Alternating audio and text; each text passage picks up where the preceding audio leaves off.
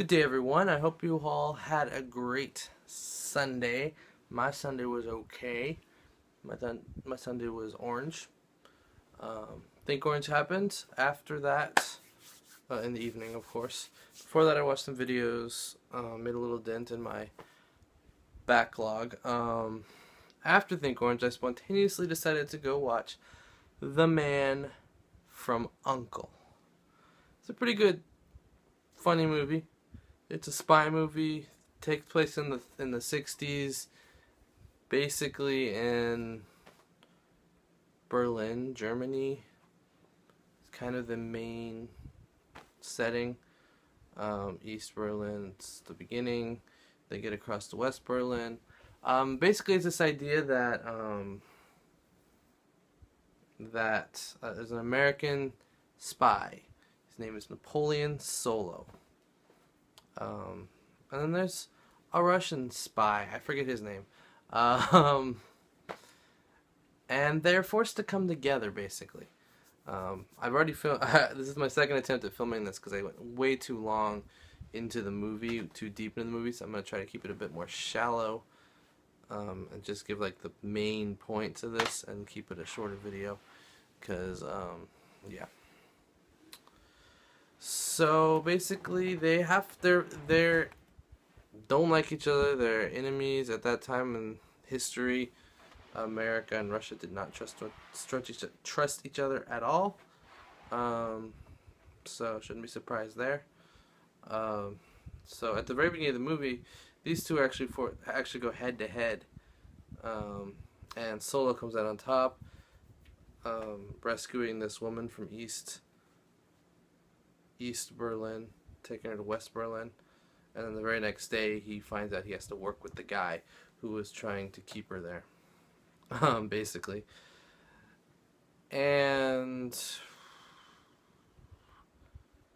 the premise is they're looking for this nuclear physicist or something, which is actually this lady who he just saved from East Berlin. It's her father. So she's got a heavy role to play in their mission together. So the Russian plays the part of her fiancé, and Solo plays another part in the mission to go off and basically investigate and try to get in with the main villainess, I guess you could say, the main villainess, the bad lady. And so things happen. It's funny. They don't like each other. That part is always there. Butting heads, both between Solo and the Russian, and also between the woman and the Russian. And they're playing that role of fiancés.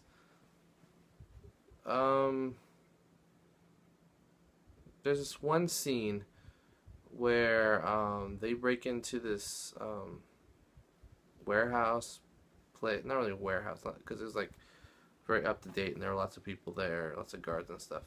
So they break in reluctantly together. They actually went there separately, find each other there, and then reluctantly work together. And they have to work off each other's skill sets. Like one's he's a master thief. Solo's a master thief, so he's good at picking locks.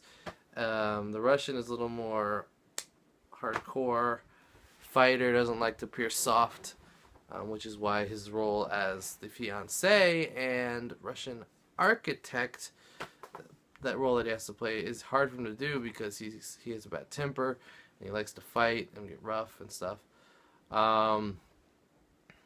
So they go in, they break into a safe, they find the safe empty, and so but the alarm goes off, and so they have to get out. What follows is probably the funniest part of the movie, in my opinion. It's pretty intense. Also, they take a series of shots of them running away with the gunfire and stuff going on around them. That might have been at this point in the movie. It might have been later on. But it's like comic. It goes into comic book mode where there are different panels and the black lines are everywhere, and you're seeing different scenes happening at the same time. That was later in the movie, actually. I remember now, because the very last scene they like have the two frames and they blend together, and the line goes away, and they're actually standing side by side again. That's later in the movie, but I guess it's a comic book movie, I think, is what I heard. originally based off a comic book, maybe because of that stylization. I might be completely wrong there. Maybe they just decided to throw it in to be fun. Anyway, back to the fun scene earlier in the movie. So the Russian's like, I'm not getting caught here. So he runs out, jumps through a window because he sees water out the window. So he thinks he's going to just go and land in the water. Well, he goes out and he lands on this dock that's right under the window. And the American goes and does the same thing because he doesn't see it right after him. But the Russian's getting in this speedboat. And so he manages to get up and jump on the speedboat. And he's hanging on as he takes off. And there's like this big boat, kind of like a Coast Guard boat with like 3 guards on it, and they're out there already. Kind of a fast response time, if you ask me, but so they're shooting at him, and they're trying to get out of this little pond and go out into the lake or the ocean or whatever is out there. But there are like 3 giant doors that they can close. One's closed. Another one they go to, it's closing. They can't get to it. He turns. He goes for the 3rd door. Solo says, "You can't make it," and he goes, "Watch me." And he goes, the door's closed, he doesn't make it, he turns, Solo is thrown off the boat into the water, and the Russian keeps going in the speedboat, and the guards are chasing him and shooting at him, and just, he's trapped, there's nowhere he can go, basically. So Solo swims over, and climbs out. Nobody notices him because they're worried about the speedboat and everything. So nobody notices him. He climbs out. He goes over. He gets into this this truck, and then what's he gonna do? Is he gonna leave because he doesn't like the Russian? Is he gonna stay and help him and try to finish the mission? He just sits there. He sits there. He chills for a minute, just resting and watching the speedboat and the guards chasing him, going basically just around in circles. He's just in there. He's calm. He looks over. He sees this basket sitting next to him in the passenger seat. He pulls out. He lifts up the blanket. Oh, there's a bottle of wine and a glass. So he pours a little wine and he drinks a little, and he's just watching the speedboat go around, running from the guards. The Russian trying to get away. And he looks back at the basket, and there's some fruits and things, and he reaches in, and he pulls out a little sandwich, and he takes the napkin, he tucks it into his collar, and he starts eating the sandwich, and it's looking in the window, and you can see the reflection of the window back out, and you can see the boat going around and the other thing, and the gunshots. You're hearing the gunshots faintly because we're inside the truck with him, and it's all calm, and he doesn't really care. And I was just like laughing the whole time because it was just like I don't know, presentation. Henry Cavill did a great job in his role. Armie Hammer did a great job in his role also as the Russian. Went together really well.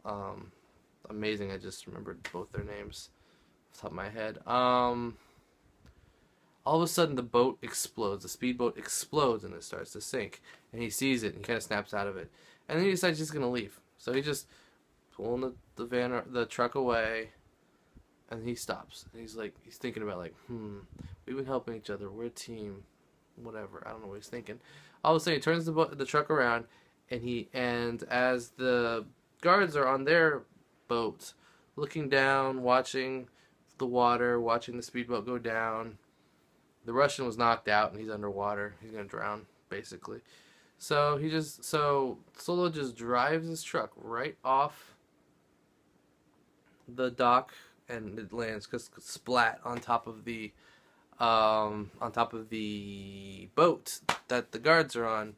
I guess killing the guards in the process. And it's like an explosion, and it starts to sink. And so he's just sitting in there. He rolls the window up, goes underwater, hits the bottom, and then he looks out and he sees the Russian underwater, unconscious. So he holds his breath, rolls the window down, swims out, and saves him. Pretty good. Then there's a quick rush back.